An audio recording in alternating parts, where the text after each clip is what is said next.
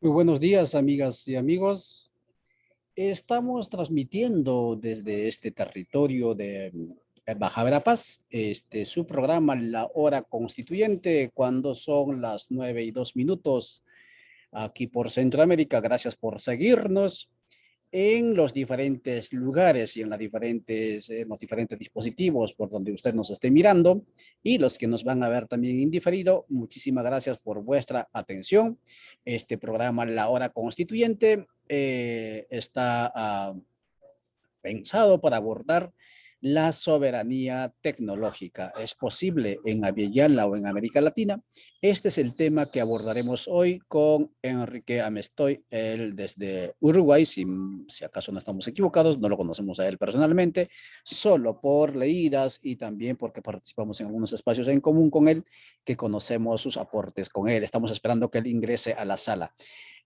Hoy es miércoles 28 de septiembre, último miércoles del mes, y en ese sentido intentaremos aprovechar, sacar lo más que podamos provecho a este programa La Hora Constituyente. Comentamos que para hoy también habíamos pensado en los últimos, y usted está viendo la pantalla porque estamos en una comunidad realizando procesos de formación y entonces tenemos como, digamos, ilustración para que usted vaya viendo también que el proceso constituyente efectivamente camina, se realiza, es cuerpo en las comunidades en proceso de aprendizaje y formación. Para esta mañana, hay unos minutitos, hasta 9:15 más o menos, habíamos pensado que nos acompañaría y habíamos pedido que nos acompañasen algunos colegas desde Cuba, porque en Cuba el día pasados se realizó el domingo nada menos que una consulta popular, lo que se llama referéndum es consulta en latín, eh, para aprobar o desaprobar la ley o el código de familias que denominan allá. Escuche bien esto. Y esto queríamos abordar con nuestro invitado, pero ninguno de los que contactamos en Cuba se pudo conectar porque acaba de pasar el huracán Ian y se llevó buena parte del sistema eléctrico en la isla y están sin energía eléctrica. Obviamente no hay suma allá y queríamos ver de otra manera, pero igual íbamos a hacer llegar al análisis, pero será para la próxima. Pero les comento que en Cuba se realizó la consulta popular en este país que dicen que es dictatorial, antidemocrático. Después del 2019, que fue la última consulta que hicieron, ¿no?, sobre la Constitución, esta vez se hizo una nueva consulta popular para que la gente, el pueblo, decida si está o no de acuerdo con la ley de familia, o el código de familia que se dice, donde se aborda derechos sexuales reproductivos, derecho a la identidad sexual, el tema del concepto de familia, incluso las obligaciones y las responsabilidades del Estado para con la ciudadanía o las personas, las familias, etcétera. Y la población, en su gran mayoría, alrededor del 60%, dijo que sí está de acuerdo con este código. Y cerca del 70% de los que estaban convocados a participar, muy a pesar de la lluvia, también fueron a las urnas a votar. ¿Qué nos quiere decir? ¿Qué lección nos está dejando con esto Cuba? Uno, que Cuba no es Cuba no es ningún gobierno, ningún sistema dictatorial, ¿sí? Ya quisiéramos en países como Guatemala, por ejemplo, que nos hicieran consultas. Esta gente que está reuniéndose allí, muchos de ellos están conflictuados con el tema de energía eléctrica desde años atrás. Ya quisiéramos que estuvieran en consulta popular estos temas, por ejemplo, estas leyes, pero no lo son. Y en ese sentido, primera lección, que Cuba no es dictatorial. Segundo, que en Cuba se practica un tipo de democracia, hasta cierto punto, como podríamos decir que es la democracia participativa, porque la democracia participativa, uno de sus mecanismos es justamente la consulta popular permanente a los pueblos. Y también ha habido consulta popular aquí en Guatemala, para que vea usted el contraste. Mientras esperamos, Enrique está intentando ingresar, ojalá que logre. Eh, También se realizó el 18 de septiembre, tan solo hace 10 días atrás, una consulta comunitaria emprendida por el gobierno municipal de Asunción Mita, en el departamento de Jutiapa. Y allí igual, más del 80% de la población, era el tema de la mina, ¿sí? Del proyecto minero Cerro Blanco, de la empresa de un consorcio canadiense. y más del 80%, 87, 84% dijeron no estamos de acuerdo con la mina. ¿Y qué es lo que hizo el gobierno central a través del Ministerio de Energía y Minas ante este resultado contundente de resistencia a la mina? Le dijo, esta consulta no sirve, por lo tanto no lo voy a reconocer. ¿Se da cuenta la diferencia? Decimos que somos país democrático, decimos que Cuba es el demonio, digamos, antidemocrático, pero en Cuba se hace consulta y la gente respeta y el gobierno respeta el resultado. Aquí, ante la ausencia de la voluntad de consulta que tendría que hacer el gobierno guatemalteco, la gente se autoconsulta a través de su gobierno municipal y el gobierno no quiere reconocer esa consulta. Rusia también está viviendo un proceso de consulta en este momento. En el caso de las provincias de Donetsk y Lugansk, también está Gerson y Zaporizhia también siendo consultados. Igual la gran mayoría está diciendo que sí quieren pertenecer al gobierno o en este caso hacia Rusia.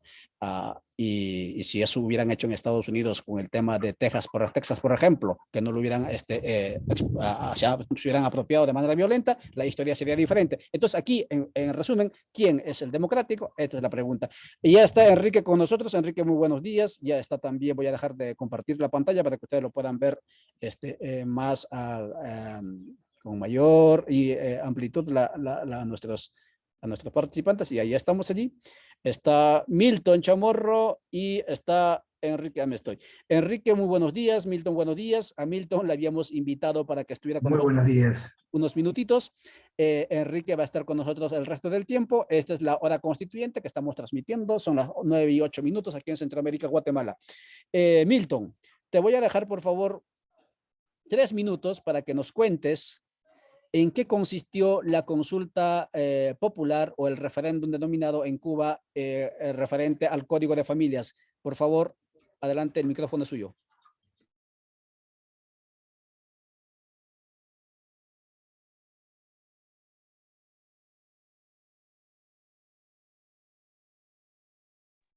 Activa, Ya. ahí está. Ok, ya no podía. Buen día, Ollanta, buen día a los oyentes de la radio. No, en efecto, primero agradecerte por la invitación. Estaba viajando, estaba llegando en todo caso ya estoy acá. A ver, como siempre, Cuba ha sido el país, pues el estado más democrático que conocemos en el continente, porque todos los temas, grandes y pequeños, son consultados, son debatidos, son discutidos y son analizados con toda la población cubana. Hay gente que dice que en Cuba se vive en dictadura, que no sé qué, no sé cuánto. Esa gente está atrasada a 100 años, la que dice eso. Cuba ha sido uno de los estados, uno de los pueblos que tiene la mayor, que será la mayor participación desde el triunfo de la Revolución Cubana. Así que en ese sentido, en el marco de sus principios, primero de que todos los cubanos participan en todos los debates y el código de la familia ha sido una expresión de aquello. Con ese código se abren más derechos, más posibilidades de participación de los cubanos.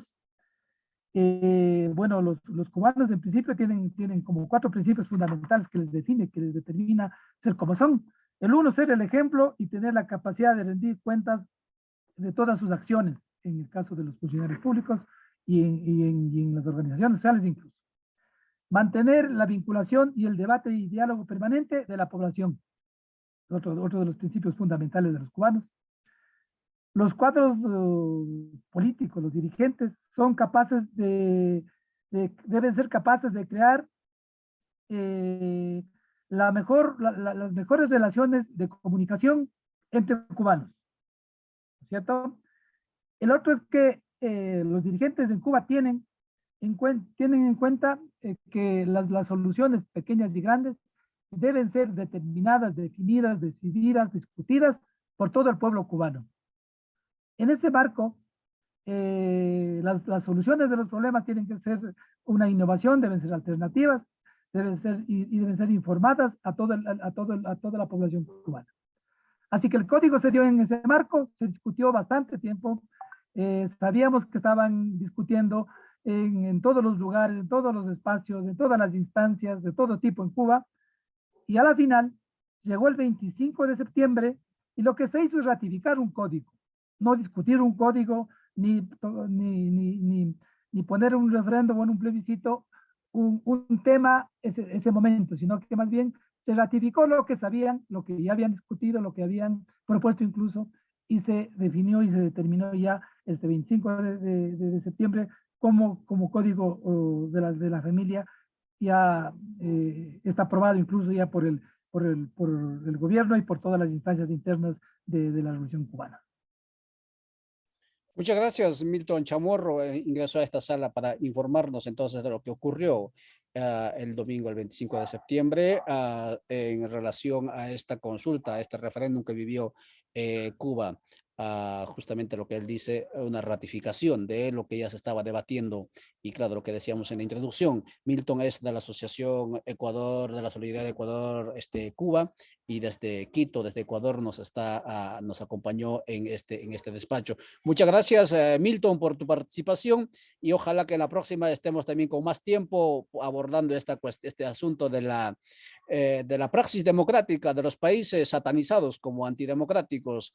Estamos aquí en Guatemala, donde quisiéramos, como decíamos en la introducción, tener esa posibilidad de participar en las urnas, decidir en las urnas qué tipo de leyes queremos tener, pero aquí todavía no llegamos a ese nivel de democracia. Muchas gracias, Nilton, por estar con nosotros. Muchísimas gracias a ustedes. Adelante. Ahí estamos. En la Muchas gracias. solidaridad con el hermano pueblo cubano. Gracias, Nilton. Vamos, Enrique. Son las 9:13, te había indicado 9:15, exacto, pero felizmente resolviste las dificultades que tenías con la familia y estás ya con nosotros.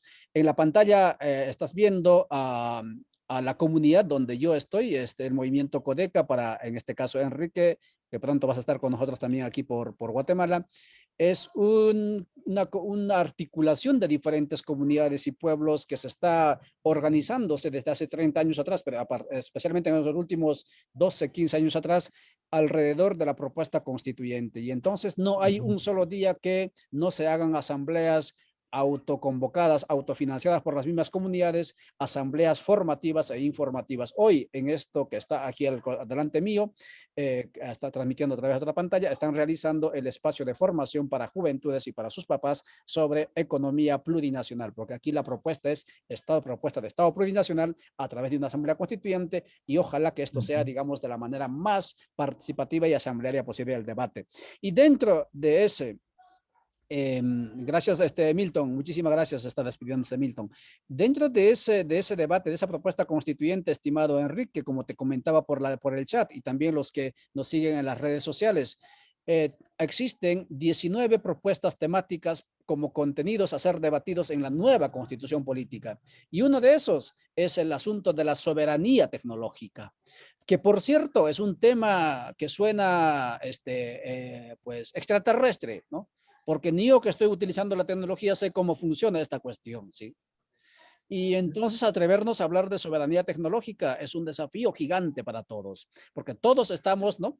Y digamos, presos, digámoslo así, de algoritmos, pero al mismo tiempo también de la tecnología. No sabemos cómo funciona. Y de eso es que hablaremos hoy, amigas y amigos, en este programa La Hora Constituyente, con Enrique Amestoy desde Uruguay. Si me equivoco, él nos va a corregir. Solamente conocemos a él a través de algunas plataformas, la seguimos en el Twitter, y estamos transmitiendo este programa La Hora Constituyente en Radio Victoria, La Voz de los Pueblos. Estamos transmitiendo también en Rocinac Internacional en Ecuador, estamos transmitiendo en alcarajo.org en Colombia, transmitimos en Codeca Guatemala, en Aviala La Soberana para todo el continente, y también nos dicen que están bajando la señal y transmitiendo La Pirca, el programa de La Pirca, que es un esfuerzo entre Chile y Bolivia, que produce radio, pero al mismo tiempo también produce audiovisuales. Entonces, y obviamente lo vamos a subir también al YouTube y al Twitter. Y entonces, muchas gracias por seguirnos. Enrique, por favor, saluda a la audiencia que ya lo están viendo. Bueno, hermano, en primer lugar, muchas gracias por la invitación. Me corriges si el audio está saliendo bien, digo, pero un fuerte abrazo a todas y todos quienes nos están escuchando en este momento, a Codeca en particular, bueno, y a quienes están allí en vivo en este momento, acompañándote y acompañándonos y brindándonos el honor de escuchar alguna cosa, alguna reflexión que humildemente tenemos para hacer o para poner en común y poder aportar un pequeño granito de arena en un tema, como decías, que parece extraterrestre. Es un tema que yo recuerdo la primera vez que escribí algún artículo que hablaba sobre soberanía tecnológica, no sé si existía Facebook, y Facebook ya tiene 15 años, y ya éramos extraterrestres los que hablábamos de estas cosas. Pero cada día más allá de algunos empujes que tuvo particularmente nuestro en América del Sur, en nuestro continente, concretamente alguna propuesta en el marco de UNASUR, a raíz de propuestas concretamente de Ecuador, y bueno, y en su momento eh, la idea concretamente era la creación de un anillo de fibra óptica regional o continental, algo de lo que seguramente más adelante podemos hablar, pero era una propuesta de Rafael Correa bueno, que sabemos todo lo que ha pasado con Ecuador y todo lo que ha pasado luego con UNASUR, pero bueno, pero para mí sigue siendo, y por eso lo señalo, sigue siendo como un punto de inflexión en nuestro continente que como que marcó un antes y un después, en donde algún dirigente político, un presidente concretamente, se animó a hablar y a hacer propuestas respecto a soberanía tecnológica. Tema complejo, sí, sin duda, y extraterrestre. Me gustó tu término y seguro lo voy a utilizar. Muy bien, muchas gracias, Enrique Mestre. Ya está como nosotros entonces conversando. A él lo hemos seguido en los espacios, por ejemplo, de Internet Ciudadana, si mal no recuerdo, estos espacios de Alaí que está conjuntamente con Sally. Exacto. Con Sally, Esfuerzos. Hay, amigas y amigos, ¿sí? Es que hay gente, así como hay corporaciones que ya gobiernan, ¿sí? Ese mundo, el territorio virtual del Internet y el manejo, digamos, de las tecnologías, ¿no? Que por cierto son corporaciones gigantes, ¿no? Pero también hay esfuerzos de, por decir, ciudadanos, ¿sí? Que se van organizando para hacerle frente y hacer una contrahegemonía, entender cómo funciona y ciudadanizar la Internet, por ejemplo, ciudadanizar la tecnología. Y parte de ese equipo es Enrique. Enrique, directamente entremos entonces cuando son 9 y 20 minutos. La audiencia nos está siguiendo. ¿Qué tenemos que entender por soberanía tecnológica? Bien, mira, Ollanta, yo siempre planteo que los términos, o es lo que siento, es decir, los términos van acompañando los procesos eh, evolutivos o involutivos de las sociedades y de los pueblos y de la sociedad. Y el término soberanía siempre refiere en la constitución de nuestros países bueno, y en la normativa en general a nivel internacional, refiere a la capacidad de los pueblos o a la independencia de los pueblos de poder libre y soberanamente, independientemente de cualquier poder fáctico,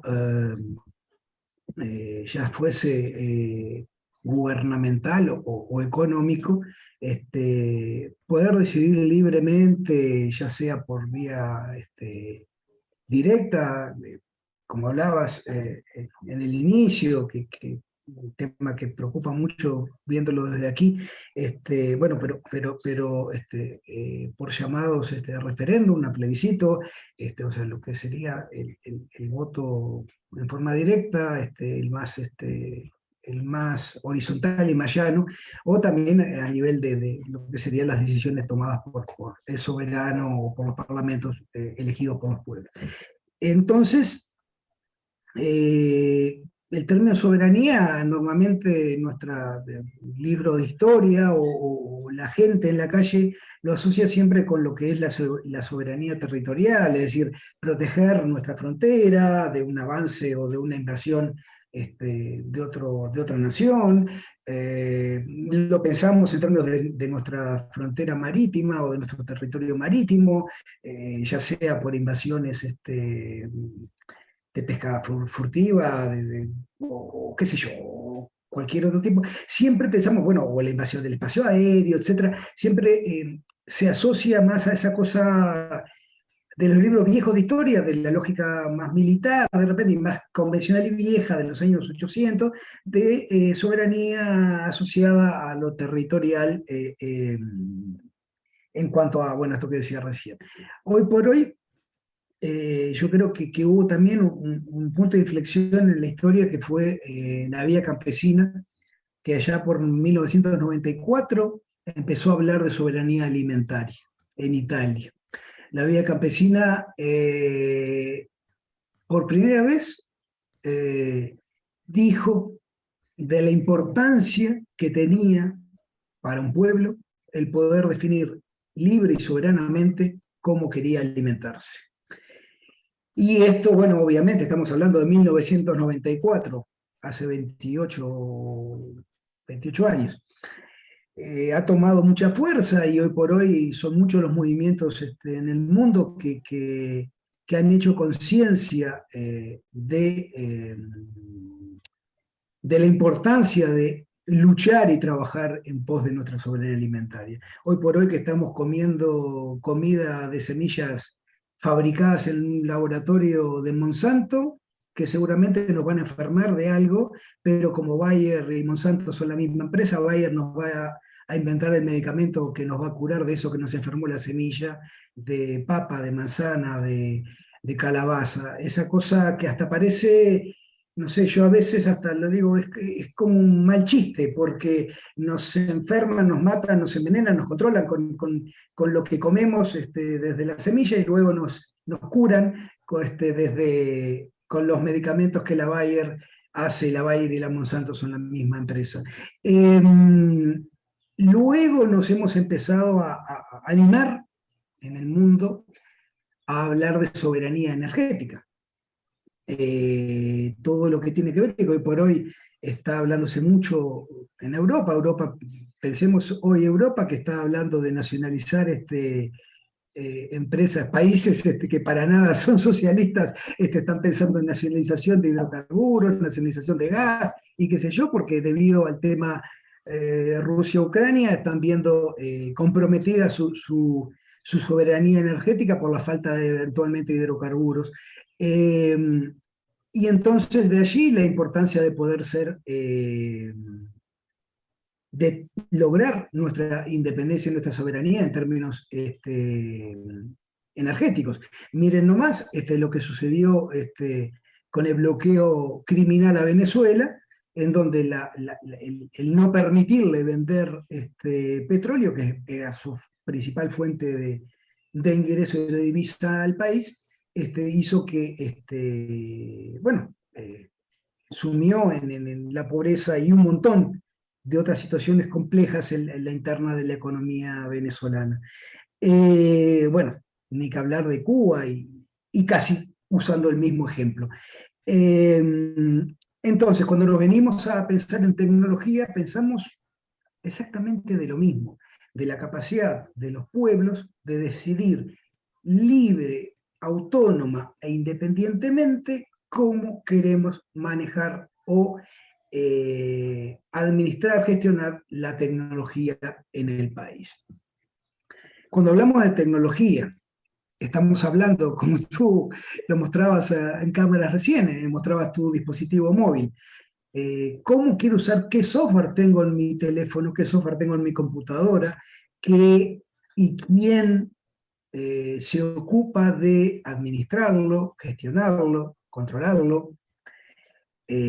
Darme garantías de seguridad, que básicamente hoy por hoy es una de las que no tenemos, y la más importante, y de poder definir como pueblos qué tecnología queremos utilizar. Cuando hablamos de tecnología estamos hablando, como dije hoy, estamos hablando de la tecnología que se utiliza para, que no, en mi opinión, digo, no debería utilizarse, pero la tecnología aplicada a las semillas, al agro, a todo lo que tiene que ver con la agricultura y la alimentación, por ende, en donde estamos siendo sometidos a nivel global a un control y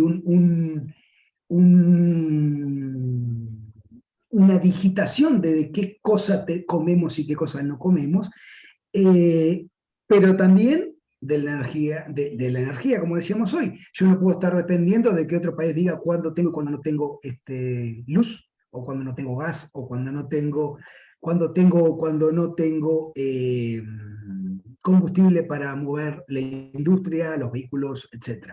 El transporte público.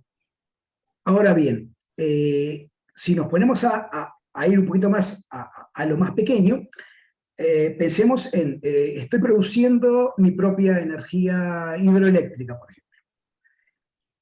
Y uso un ejemplo también, concretamente Venezuela. Pero también aplica Cuba, como decíamos hace un par de minutos. Venezuela tiene sus hidroeléctricas que funcionan soberanamente.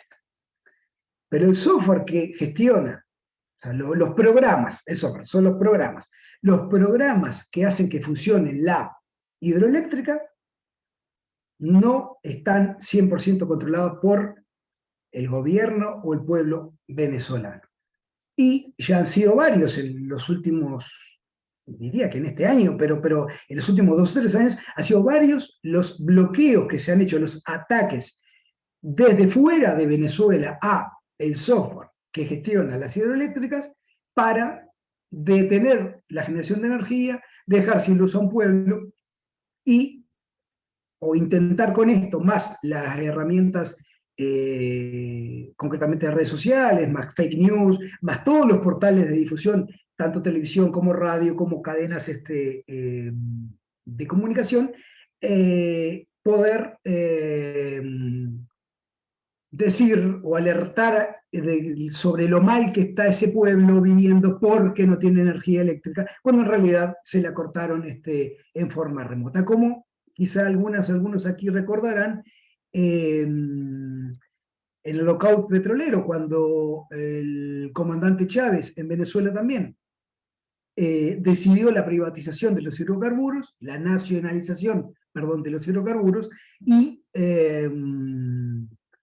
desde Miami se envió un bloqueo y estuvo Venezuela durante año 2002-2003. Estuvo durante 20 días sin poder extraer hidrocarburos porque todo su software estaba bloqueado. Todo esto de la mano de, como dijo el comandante en el balcón de Miraflores en aquel momento, el brazo tecnológico del imperio norteamericano, Microsoft. Así lo dijo, y seguramente no lo busquen en internet, en Google, porque no lo van a encontrar, porque se han encargado de borrar todo este tipo de cosas de la internet. Es decir, Microsoft, con las computadoras Windows que administraban estos sistemas de control de hidrocarburos, le permitió a las grandes corporaciones bloquear, les dio acceso, le dijo, mira, lo que llamamos en informática, los que trabajamos en seguridad, le llamamos puertas traseras, es decir, un programa que, por ejemplo, ahora estamos en una videoconferencia con un determinado software, qué sé yo, pero por detrás, lo que llamamos puertas traseras, tiene alguna cosita ese software que permite entrar, que permite sacar, que permite borrar, copiarme algo de mi disco mientras yo estoy aquí hablando con ustedes.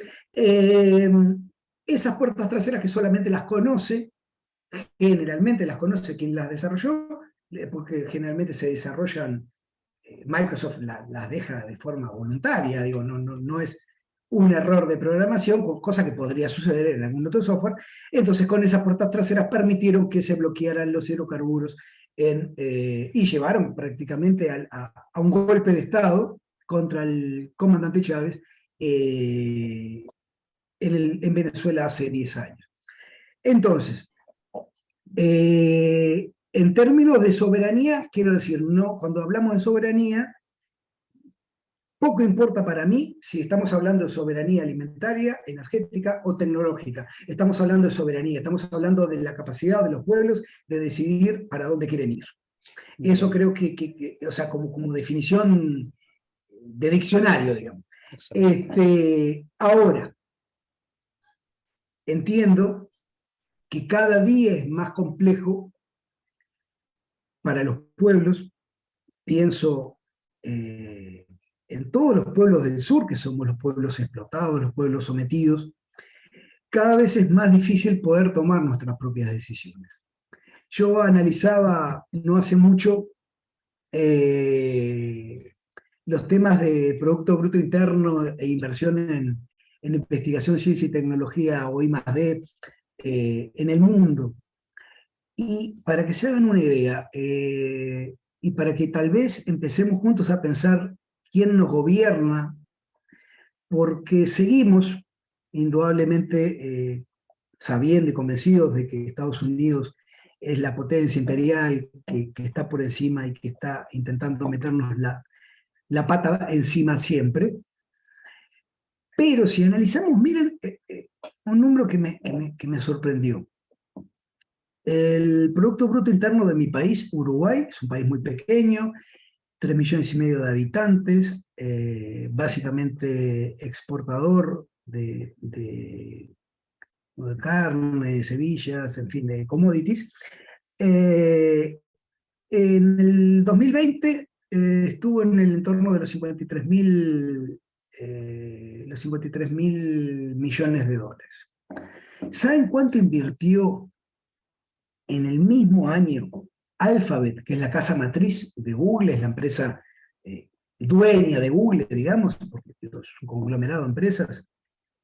El 42% del Producto Bruto Interno de Uruguay, 22,5 mil millones de dólares, solo una empresa en I+D, es decir, la mitad del Producto Bruto de un país entero, una empresa lo invirtió en un año en investigación. Entonces, cuando en los 90 podíamos pensar en tender una red, que nadie pensaba en eso, porque todos veíamos como muy mágica la cosa de Internet que se venía, y no veíamos estos grandes monstruos que los englobamos en una sigla GAFAM: Google, Apple, Facebook, Microsoft y Amazon. La A, no importa si va primero, después Amazon o Apple, y ahora Facebook debería ser Meta. Yo siempre lo he dicho por ahí, lo publiqué alguna vez bromeando, que debería ser GAMAM, porque ahora la F de Facebook cambió a Meta, pero la lógica es la misma. Esas 5 empresas son las que controlan la bolsa y el dinero a nivel mundial. Y junto a ellas, un hombre que juega solo aparentemente, que se llama Elon Musk.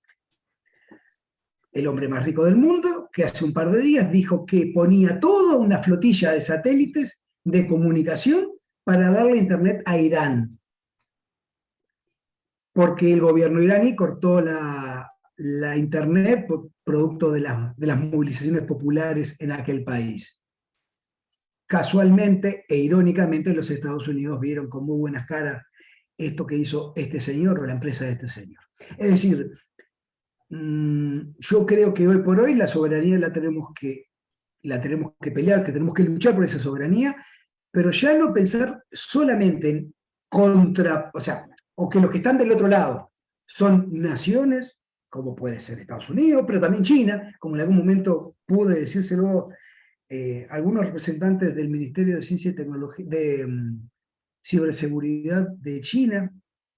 En lo personal, no quiero cambiar control hegemónico norteamericano por control hegemónico chino o ruso. Es decir, ni guatemalteco, es decir, no quiero ningún tipo de control. Yo quiero que cada uno de nuestros pueblos, es decir, sí podemos juntarnos para hacer cosas, pero lo que no quiero, o lo que entiendo que no deberíamos querer nunca, es control de ningún tipo. Hoy por hoy, lo estamos teniendo y ya creo que de la mano de esas 5 empresas, por encima, algo ya no sé ni cómo decirle, supranacional por encima de las históricas potencias mundiales.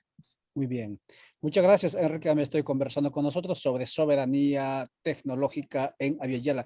Y nos está dejando 2 elementos claves. Uno, soberanía como sinónimo de poder máximo que no admite otro poder encima. Y eso significa poder de decisión de los pueblos. 2, soberanía hay que entenderlo sin necesidad de desgajarlo. Es decir, como poder que todo pueblo tiene, posee para tomar sus decisiones en todos los ámbitos. Y en este caso, si en teoría política hasta ahora únicamente se hablaba de soberanía para el territorio, para el mundo físico, ¿sí? Control del territorio físico, ahora nos acaba de indicar, y sabíamos también alguna medida por oídas, que la dominación, si acaso podemos hablar de relaciones de poder así, viene más desde el mundo virtual, es decir, prácticamente somos una cárcel de algoritmos donde unos, ¿sí?, poderes supraplanetarios, ni siquiera ya se hablan de supranacionales, suprarregionales, supraplanetarios, ¿no?,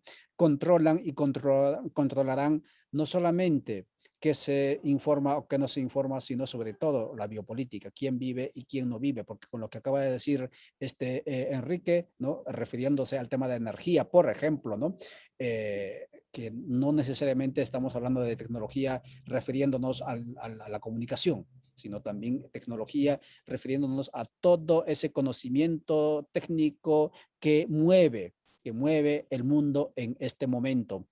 Y para ir transitando al tema que ya nos dejabas ahí inquieto, Enrique, en el fondo lo que estamos hablando es de educación, y educación significa inversión, lo que tú decías, en tecnología, inversión en investigación científica, que es lo que menos tenemos en nuestros países, y prácticamente estamos contentos y creemos que somos modernos y estamos avanzados porque manejamos estos aparatitos en la mano, aunque no conocemos, no sabemos cómo funcionan, cómo funcionan las aplicaciones, etcétera.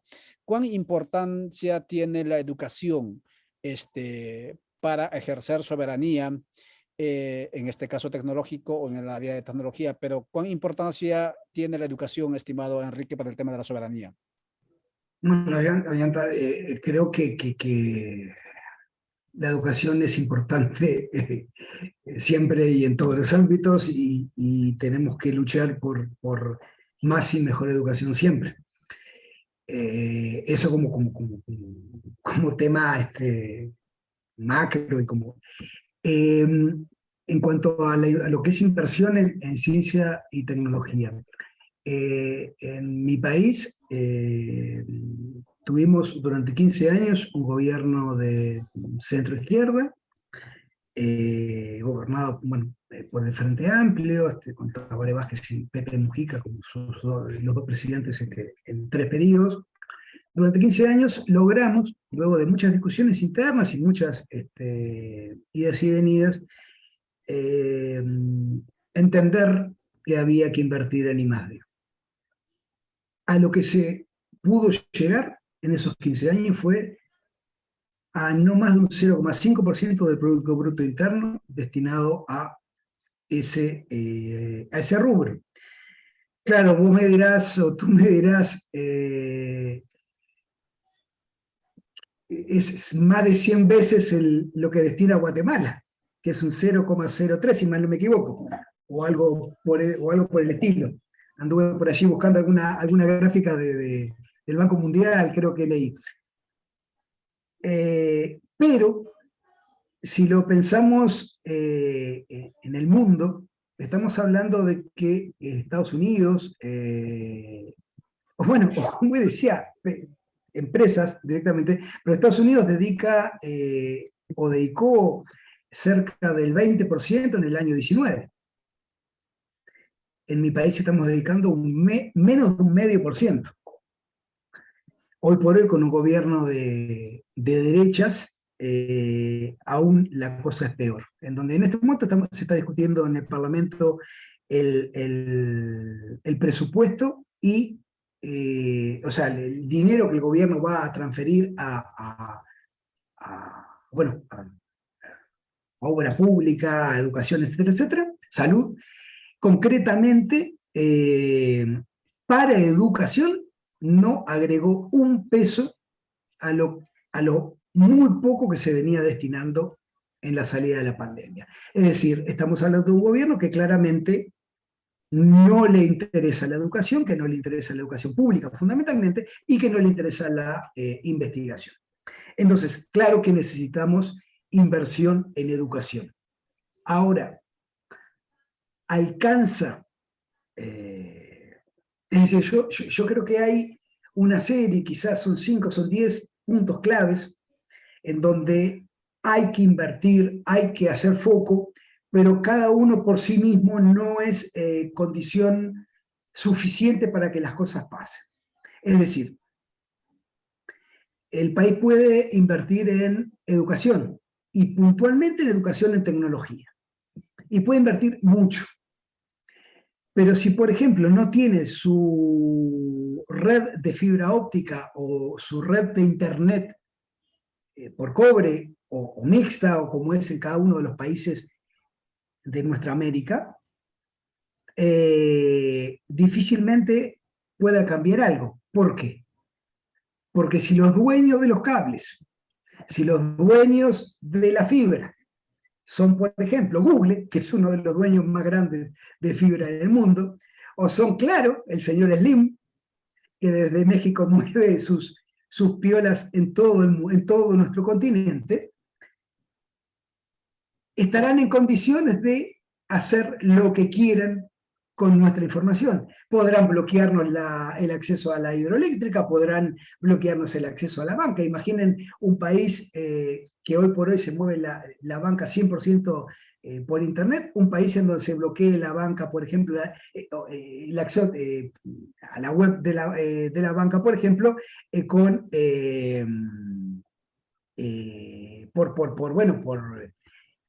por decisión de un privado. Entonces, necesitamos también tener infraestructura, es decir, necesitamos también tener nuestro fibra óptica, nuestro cobre, tendidos de cobre, también soberanos. Y a eso debemos agregar lo que llamamos data centers, es decir, los discos duros donde se guarda la información. ¿Qué es esto? Es decir, de nada nos serviría. Recuerdo que tuvimos un gran avance en el gobierno de Pepe Mujica en Uruguay en el 14, en donde se votó un decreto en donde decía que todo el correo electrónico de los funcionarios del Estado debía de estar alojado en computadoras en territorio nacional. De poco nos sirve, y voy a poner de ejemplo este momento que estamos viviendo hoy, ahora. Codeca utiliza un correo electrónico @gmail. Estamos utilizando Zoom, una plataforma de privados, administrada y controlada por quién sabe quién. Estamos utilizando quizá la red de internet en Uruguay, tenemos el monopolio estatal de Antel, entonces la red de fibra es toda soberana. Pero no sabemos en qué disco duro se está grabando todo esto. Y esto se está transmitiendo por streaming en Facebook, una de esas 5 que controlan el mundo. ¿Estoy cuestionando, estoy criticando a Codeca por esto? No, por el contrario, porque son las herramientas que hoy tenemos. El punto es, y la pregunta que me hago desde hace muchos años, ¿podemos tomar el poder sobre esos espacios? Mientras tanto los utilizamos. Ahora, creo que también tenemos que empezar a pensarnos, saliéndonos de la lógica, con pequeñas cosas, con utilizar nuestro correo electrónico en uno que sea libre, soberano, independiente, que respete nuestra privacidad, que sepamos que, por ejemplo, como pasó con Facebook, en donde con datos de Facebook, Cambridge Analytica incidió en las elecciones por el Brexit en Inglaterra, o en las elecciones de Trump en los Estados Unidos, o en las de Bolsonaro, que bueno, ahora estamos a 3, 4 días de las elecciones en donde podría volver el compañero Lula a ser presidente en Brasil, y también con el peligro de que este enfermo neonazi de Bolsonaro no quiera entregar el poder, como ya lo ha dicho. Pero, ¿a qué voy con esto? Si con pequeñas cosas podemos, cada uno de nosotros, empezar con estos cambios. Pero entonces decía, infraestructura, educación, como una vez dijo Pepe, educación, educación, educación. Lo dijo 3 veces porque realmente educación es, como era tu pregunta, es clave y es la clave. Infraestructura, cuando hablo de infraestructura hablo de las computadoras, los data centers, hablo de la fibra, hablo del cobre. También hablo de, luego del software. Por eso decía hoy, usamos Facebook, usamos Google, usamos Twitter, usamos Zoom, usamos todas las herramientas, Instagram, que bueno, que también es de Facebook, y usamos WhatsApp, que es de Zuckerberg, de Facebook también, y utilizamos Twitter, que hasta hace poquito iba a ser de Elon Musk, porque iba a comprarla, en esa lógica de que el que tiene plata hace lo que quiere en el mundo, a nivel planetario, como decías recién, es supranacional, muy supraplanetario. Ahora bien, ¿cómo logramos esas? Porque cuando estamos hablando de software, es quizá la pata más sencilla. Yo me puedo ir a trabajar con software libre, en mi organización, en mi comunidad, en mi país, puedo instalar. El gobierno de Lula venía muy avanzado, los gobiernos del Partido de los Trabajadores en Brasil venía muy avanzado en software soberano, es decir, en software hecho en Brasil, en computadoras en Brasil, que creo que es la clave. Y luego Brasil compartiendo con Ecuador, con Guatemala, con Uruguay, con Argentina, y cada uno y todos controlando una plataforma que sea de tipo regional, de tipo soberana, de tipo independiente. Ahora bien, si luego la fibra o las computadoras por las que va a pasar son de privados y de estos monstruos, o controladas por los Estados Unidos, o controladas por Rusia, o controladas por China, Huawei es la segunda empresa en el mundo invirtiendo en I+D, cuando nombraba hoy a Alphabet como la primera. Y la tercera la puerta Facebook. Entonces, estamos ante un tema sumamente complicado que en algún momento lo veíamos muy idílicamente como diciendo con software libre revolucionamos el mundo y se solucionaron todos los problemas. Sí se solucionan. Si tuviéramos todo el software soberano basado en software libre, tendríamos un gran, pero un gran camino adelantado, sobre todo en lo que tiene que ver con software para la educación, para la comunicación, básicamente ese tipo de software. Porque ahí luego tendríamos que tratar de evitar que no nos bloqueen nuestros canales, que no nos bloqueen nuestro acceso, aún si el acceso es privado. Muy bien. Tendríamos que sí luchar para que no nos roben datos, pero claro, hoy en el teléfono, si yo lo tengo con Google, yo sé que mientras estoy hablando, Google está escuchando lo que yo estoy diciendo. Obviamente. Y a quien no le está pasando en este momento, que después que dijo la marca de un carro, le empieza a aparecer en Instagram publicidad de esa marca. Y así como, entonces, pero por lo menos ya hay herramientas alternativas a Android, por ejemplo, para celulares. Entonces, digo, es un trabajo muy grande que requiere de muchísimo, muchísimo trabajo, pero también requiere de dinero. Entonces, por esto es que es fundamental que los gobiernos, que los estados se comprometan a esos cambios. Y para eso tenemos que hacer un trabajo enorme desde la comunidad y de las organizaciones sociales para que los gobiernos lo hagan y nos escuchen. Hoy por hoy no hay gobierno que esté hablando de estos temas. Ninguno, en ninguna parte del mundo. Por lo menos de nuestro mundo. Efectivamente, por lo menos en nuestro mundo, sí. Estamos conversando con Enrique Amestoy en este programa La Hora Constituyente, un programa, un espacio que miércoles a miércoles intenta abonar, aportar algún elemento, ojalá argumentos para poder entender los procesos de cambios estructurales que se impulsan en los países del continente entre comillas, de paréntesis, Uruguay es uno de los países donde no ha habido procesos constituyentes en los últimos tiempos. Sería interesante averiguar por qué no se hizo, pero sin embargo, este pueblo camina. Pero sin embargo, en este momento, Chile, Perú, Guatemala, Panamá, Honduras, están pujando por procesos de cambios plurinacionales. Y estamos abordando el tema de soberanía tecnológica, regional, y obviamente tiene que ser también nacional. Y estoy mostrándoles también en pantalla que una de las propuestas del movimiento Codeca, movimiento indocampesino, ahora cada vez más también urbano, propone garantizar el equivalente al 4% del Producto Interno Bruto para tecnología, innovación e investigación. Importante este dato. Y si se avanza el proceso constituyente en Guatemala, uno de los ejes fundamentales que se va a incorporar es este tema de la soberanía tecnológica. Y soberanía tecnológica, como muy bien nos indica Enrique, es saber mínimamente cómo funciona este aparato, ¿sí?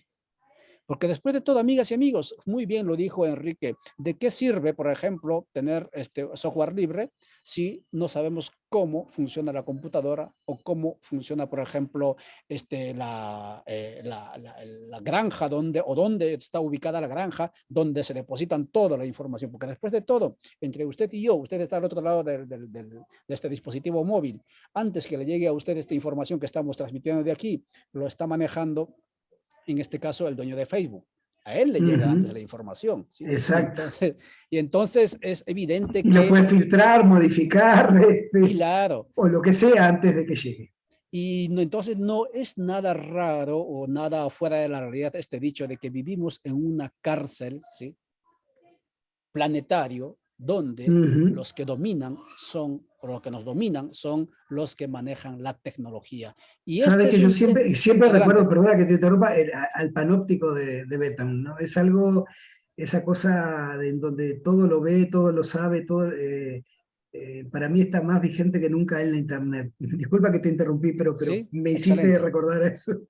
Excelente. Entonces, Enrique, para ir avanzando y para ir dejando esta tertulia, que son 9:54, que yo debo devolver también aquí, estamos pateando tierra, ¿no?, en las comunidades, porque es aquí donde estamos empujando procesos, desde aquí estamos empujando procesos. La pregunta, Enrique, es con lo que nos dices, por momentos, de repente la audiencia también dice, entonces ya no es posible hacer nada en esta situación porque estamos prácticamente hechos, como en Honduras decían, solo Dios, aquí ya no podemos más.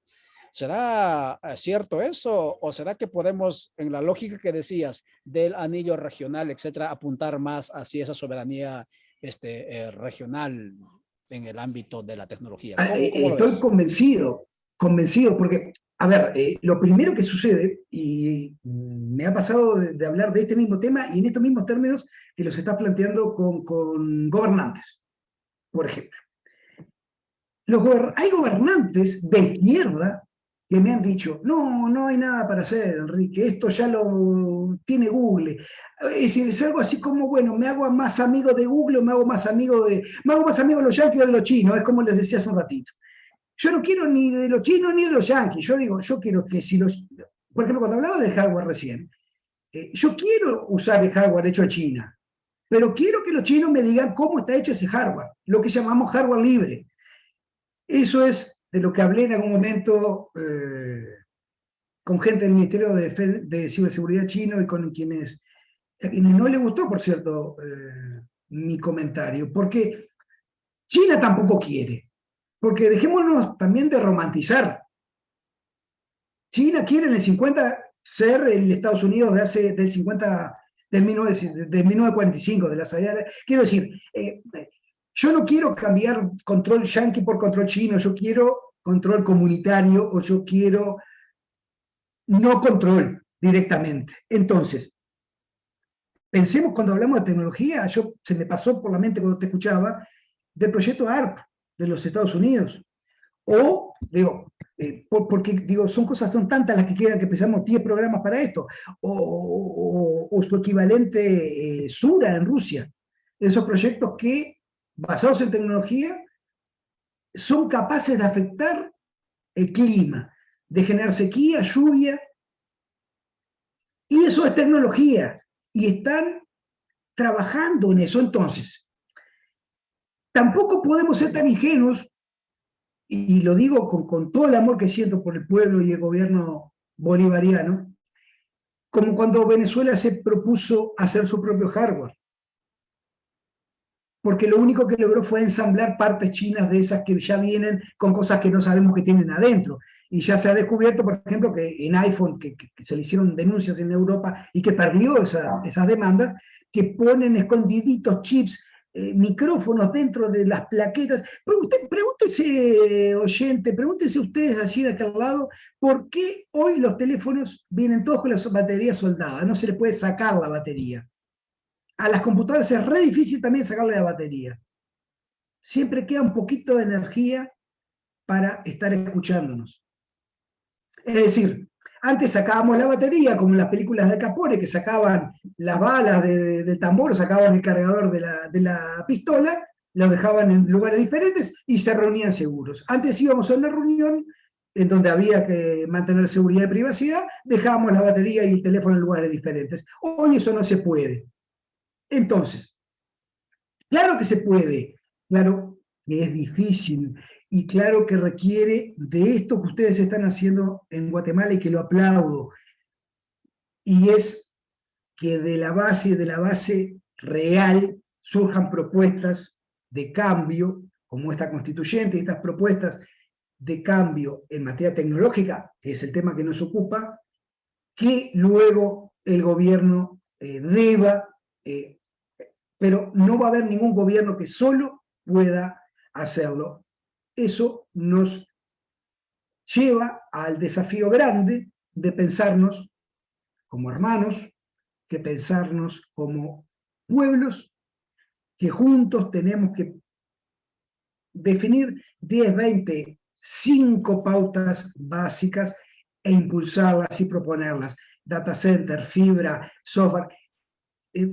Discutamos esos temas, pero claro que podemos. Y pensemos que no estamos solos, porque en el sur también está todo África, en donde hay también pueblos igual o más oprimidos que los nuestros. Y indudablemente pensemos en ese 5%, ese 4%, ese 10% en educación.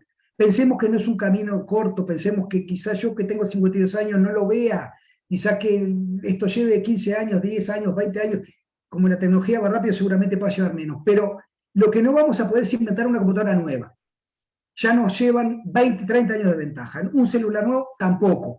Tenemos que pensar con lo que hay, cómo hacemos que sea soberano y dónde ponemos la garantía para los pueblos de soberanía y de independencia sobre el manejo de la información. No puede ser que Facebook me muestre fake news que para quien lo lee sean datos verídicos para incidir en la elección y que gane Trump o Bolsonaro en Brasil, como se probó, o Macri en Argentina. Entonces, claro que se puede, claro que nos debemos estos debates y claro que nos tenemos que juntar. Y claro que es muy difícil. La pregunta es, ¿cómo es difícil? ¿Me resigno y me quedo en las manos de la JASPAM? Yo creo que, yo digo que no.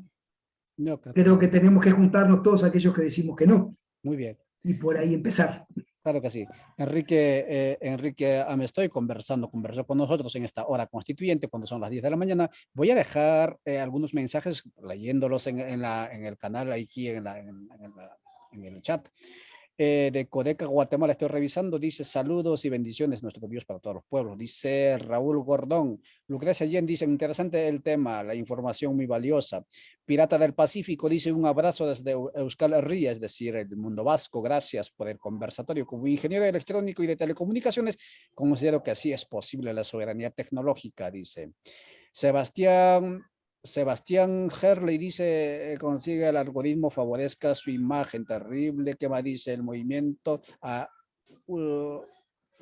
Está hablando el movimiento SL de Brasil, fue fuerte en el 2003, 2010, después se jodió, dice. Esto es lo que nos están comentando en el chat de Codeca Guatemala. Hemos trabajado con los compañeras y compañeros del Movimiento Sober Libre en Brasil y decirle a quien escribió que no pasó solo en Brasil, pasó en Ecuador, pasó en Uruguay, pasó en Argentina, y qué mejor momento que hoy para empezar a revitalizar esos movimientos que supieron tener muchísima fuerza en nuestro continente.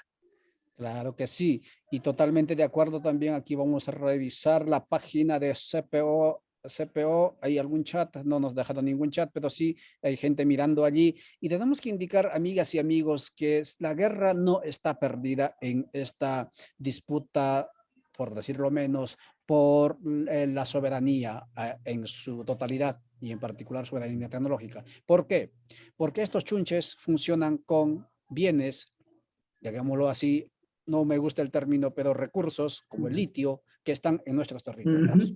O nos dan tecnología y conocimiento y nos transfieren tecnología y conocimiento para que nosotros conozcamos cómo es que está hecho esto, o simplemente no se les da litio. Qué interesante esto que dices, porque hay quienes todavía no entienden que el golpe de Añez en Bolivia fue por el litio. Sí. Y podría seguir una hora más con estos temas, pero ¿por qué China demoró tanto tiempo en opinar sobre el golpe en Bolivia? China tenía la planta más grande de autos eléctricos en Bolivia en desarrollo. El litio está en nuestra tierra, como dices. Las tierras raras con las que se hacen las pantallas de todos los monitores, más del 50% del litio está en Bolivia, más del 50% de las tierras raras están en Venezuela y otras del otro lado, cruzando el océano, en África. Nosotros tenemos el control. Y cuidado con aquello de que la tecnología limpia del petróleo, del litio y la batería y los autos eléctricos, que ahora se ha puesto bastante de moda en el mundo, porque el litio no es limpio en su extracción, el litio hace daño a la tierra, el litio ocupa mano de obra infantil, ocupa explotación, ocupa muerte. Entonces, pero como tú dijiste, nosotros tenemos el litio, nosotros tenemos el oro, nosotros tenemos, con el que están hechos la mayoría de los circuitos integrados más pequeñitos que están dentro de los dispositivos electrónicos. Tenemos las tierras raras. Podemos.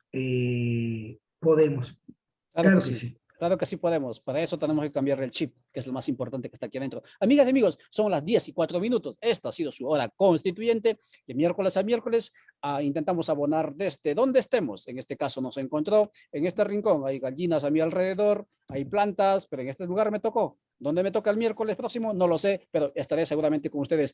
Enrique, me estoy, solamente te escuchaba, te conocía de leídas. Gracias por presentarte en esta pantalla. Con seguridad va a ser una conversada inquietante. No es el tema que yo manejo, pero sí me inquieta lo que estás hablando y seguramente cuando vengas por Guatemala será un honor tenerte por aquí. Amigas y amigos, muchas gracias por vuestra atención. Va a ser un placer. Claro que sí. Próximo miércoles entonces nos veremos. Hasta entonces, chau, chau.